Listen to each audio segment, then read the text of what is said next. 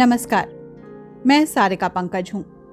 आपके लिए हर शनिवार को एक पिता का पत्र पुत्री के नाम लेकर आती हूँ, जिन पत्रों में दुनिया के शुरुआती दिनों के विषय में बताया गया है। पिता जवाहरलाल नेहरू और पुत्री इंदिरा प्रियदर्शनी। इन पत्रों का अनुवाद किया मुंशी प्रेमचंद ने। आज का पत्र है 7वीं कहानी, तरह तरह की कौमें क्यों कर बनी। अपने पिछले खत में मैंने एक पत्थर युग के आदमियों का जिक्र किया था, जो खासकर झीलों के बीच में मकानों में रहते थे। उन लोगों ने बहुत सी बातों में बड़ी तरक्की कर ली थी। उन्होंने खेती करने का तरीका भी निकाल लिया था। वो खाना पकाना जानते थे और ये भी जानते थे कि जानवरों को पाल कर कैसे काम लिया जाता है। ये बातें कई हजार वर्ष पुरानी हैं और हमें उनका हाल बहुत कम मालूम है। लेकिन आज दुनिया में आदमियों की जितनी कौमें हैं, उनमें से अक्सर उन्हीं नए पत्थर युग के आदमियों की संतानें हैं। ये तो तुम जानती ही हो कि आजकल दुनिया में गोरे, काले, पीले, भूरे सभी रंगों के आदमी हैं।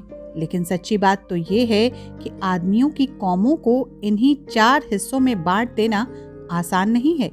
कौमों में ऐसा मेल जोल हो गया है कि उनमें से बहुतों के बारे में ये बतलाना कि वो किस कौम में से हैं बहुत मुश्किल है।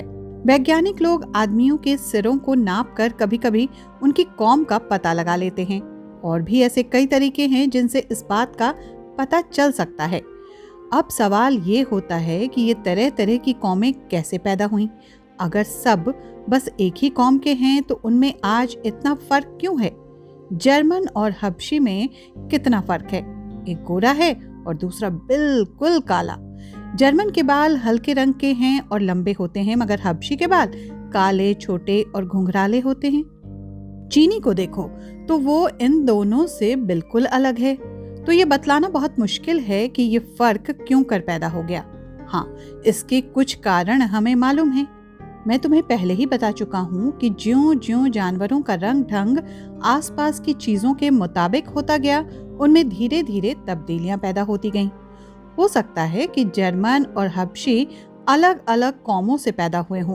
किसी न किसी जमाने में उनके पुरखे एक ही रहे होंगे। उनमें जो फर्क पैदा हुआ उसकी वजह या तो ये भी हो सकती है कि उन्हें अपना रहन सहन अपने पास पड़ोस की चीजों के मुताबिक बनाना पड़ा था, या ये कि बाज जानवरों की तरह कुछ जातियों ने औरों से भी ज्यादा आसानी के साथ अपना रहन सहन बदल दिया हो। मैं तुमको इसकी एक मिसाल देता हूँ। जो आदमी उत्तर के ठंडे और बर्फीले मुल्कों में रहते हैं, उसमें सर्दी बर्दाश्त करने की ताकत पैदा हो जाती है। और इस जमाने में भी एस्किमो जाति वाले उत्तर के बर्फीले मैदानों में रहते हैं और वहाँ की भयानक सर्दी बर्दाश्त करते हैं। अगर वे हमारे जैसे गर्म मुल्क में आएं तो शायद जीते ही न रह सकें। और चूंकि वो दुनिया के और हिस्सों से अलग हैं और उन्हें बड़ी कठिनाइयों का सामना करना पड़ता है, उन्हें दुनिया की उतनी बातें नहीं मालूम हुई जितनी और हिस्सों के रहने वाले जानते हैं। जो लोग अफ्रीका या विषुवत रेखा के आसपास रहते हैं, जहाँ बड़ी सख्त गर्मी पड़ती है, इस गर्मी के आदी हो जाते हैं। इसी तेज धूप के सबब से उनका रंग काला हो जाता है। ये तो तुमने देखा ही है कि अगर तुम समुद्र के किनारे या कहीं और देर तक धूप में बैठो तो तुम्हारा चेहरा सांवला हो जाता है। अगर चंद हफ्तों तक धूप खाने से आदमी कुछ काला पड़ता है तो वह आदमी कितना काला होगा जिसे हमेशा धूप ही में रहना पड़ता हो। तो फिर जो लोग सैकड़ों वर्षों तक गर्म मुल्क में रहें और वहां रहते हुए उनकी कई पीढ़ियां गुजर जाएं, तो उनके काले हो जाने में क्या ताज्जुब है? तुमने हिंदुस्तानी किसानों को दोपहरी की धूप में खेतों में काम करते देखा है? वे गरीबी की वजह से न ज्यादा कपड़े पहन सकते हैं न पहनते हैं। उनकी सारी देह धूप में खुली रहती है और इसी वजह से उनकी पूरी उम्र गुजर जाती है, फिर वह क्यों न काले हो जाएं। इससे तुम्हें ये मालूम हुआ कि आदमी का रंग उस आबो हवा की वजह से बदल जाता है जिसमें वो रहता है। रंग से आदमी की लियाकत, भलमनसी या खूबसूरती पे कोई असर नहीं पड़ता। अगर गोरा आदमी किसी गर्म मुल्क में बहुत दिनों तक रहे और धूप से बचने के लिए टट्टियों की आड़ में या पंखों के नीचे न छिपा बैठा रहे तो वो जरूर सांवला हो जाएगा। तुम्हें मालूम है कि हम लोग कश्मीरी हैं और 100 साल पहले हमारे पुरखे कश्मीर में रहते थे। कश्मीर में सभी आदमी, यहाँ तक कि किसान और मजदूर भी गोरे होते हैं। इसका सबब यही है कि कश्मीर की आबोहवा सर्द है। लेकिन वही कश्मीरी जब हिंदुस्तान के दूसरे हिस्सों में आते हैं, जहाँ ज्यादा गर्मी पड़ती है, कई पुश्तों के बाद सांवले हो जाते हैं। हमारे बहुत से कश्मीरी भाई खूब गोरे हैं और बहुत से बिल्कुल सांवले भी हैं। कश्मीरी जितने ज्यादा दिनों तक हिंदुस्तान के इस हिस्से में रहेगा, उसका रंग उतना ही सांवला होगा। अब तुम समझ गई ना कि आबो हवा ही की वजह से आदमी का रंग बदल जाता है। ये हो सकता है कि कुछ लोग गर्म मुल्क में रहें, लेकिन मालदार होने की वजह से उन्हें धूप में काम न करना पड़े। वो बड़े बड़े मकानों में रहें और अपने रंग को बचा सकें।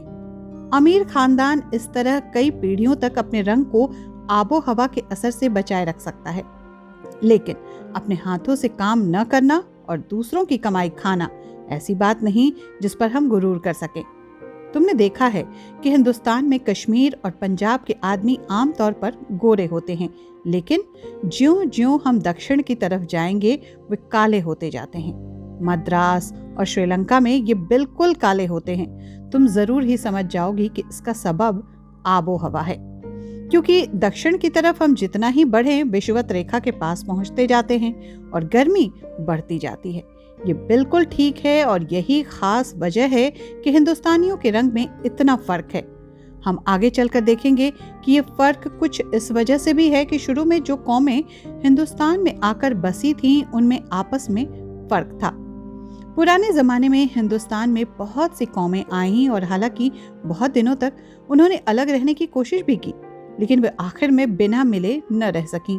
आज किसी हिंदुस्तानी के बारे में ये कहना मुश्किल है कि वो पूरी तरह से किसी एक असली कौम का है। जैसा कि आप सभी जानते हैं, पंडित जवाहरलाल नेहरू देश के पहले प्रधानमंत्री ही नहीं, एक महान स्वप्नद्रष्टा, शांति के दूत, विचारक, प्रगतिशील व वैज्ञानिक सोच के साथ ही बेहतरीन लेखक भी थे।